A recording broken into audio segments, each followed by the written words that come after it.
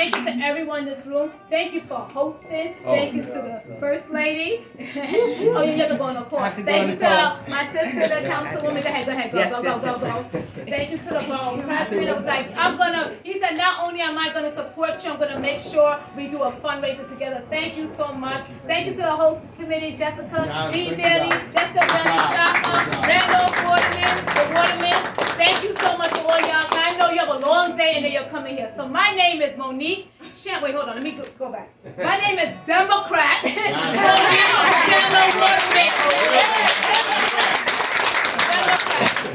So I'm the Democratic nominee for New York State Assembly, and yet I was voted for the Democratic line by some of my peers right here. So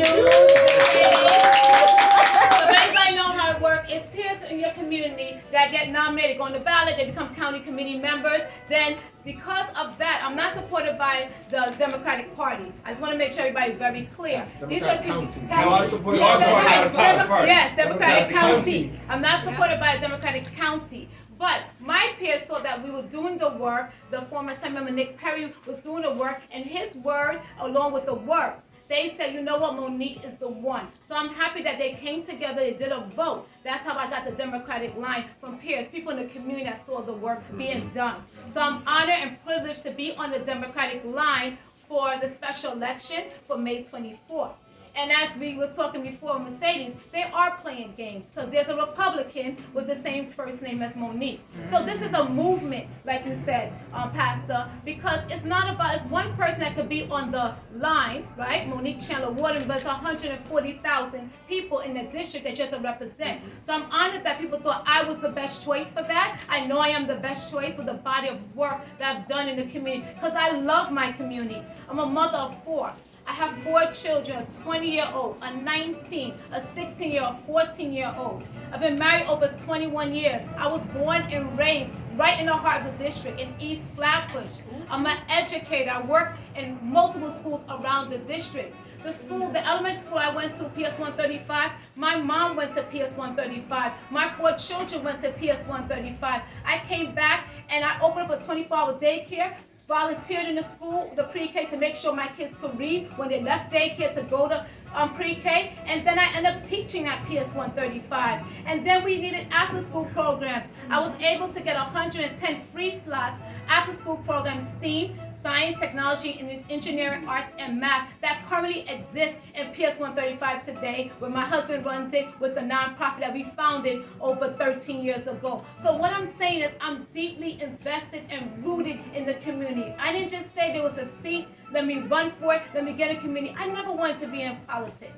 But I had great mentors like former Assemblyman Nick Perry, now the ambassador to Jamaica, and I got his support. I'm glad about that. And former city council member Jamani Williams, where we were hitting the pavement on the streets, and I was like, wow, you could be a good person and still be an elected official. And I didn't understand that because growing up in a Caribbean house, my family's from Barbados and from Jamaica, that was like, they're liars, they're cheaters. So we have that mistrust. Yeah, in the Caribbean culture, we have that mistrust in our community. But I'm glad I had great mentors that helped me see that good people still exist, because when you give up that hope, then you don't move forward. And when I had my first daughter, Enique, I was 19 when I got pregnant, 20 years old when I had her. I was like, the community looks different when you have kids. Everything looks dirty. I was like, I don't like the child care, but my child didn't ask to be born. And I was given that responsibility, and God loaned me this child to bring up, and I need to make sure I did right by my child. So I didn't want my kids to go through the hardships that I went through. My mother was a single mom on public assistance, and I'm glad that I had the whole village to help take care of me. My grandparents, my aunts, my uncle, my pastor took me to great adventures. My pastor was my pastor and my father. He was a father figure for me. My teacher took me to church. My neighbor walked me to school. That village is who made me who I am today. So I want to continue giving back to that village, and that is why I'm running today. And with your support, we will continue forward. And we know for the past 2 decades, I've been fighting to reduce gun violence. When you look at affordable housing crisis, that's a gun violence issue. When you're looking at lack of quality education, that's a gun violence issue. All these things attributed. It's a a multi-layered issue that requires a multifaceted approach. So we all have to come together.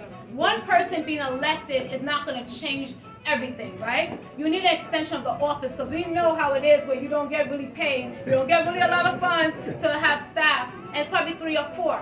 But please be the extension of the office and set your expectations that I'm going to help this person uplift the community. We're in Albany like 4 days a week as a state elected, but organize your block association, tenant association, and bring. It's a long one. It's a long one, wow. Maybe they should do some long background. Mike Association. Monique Chandler.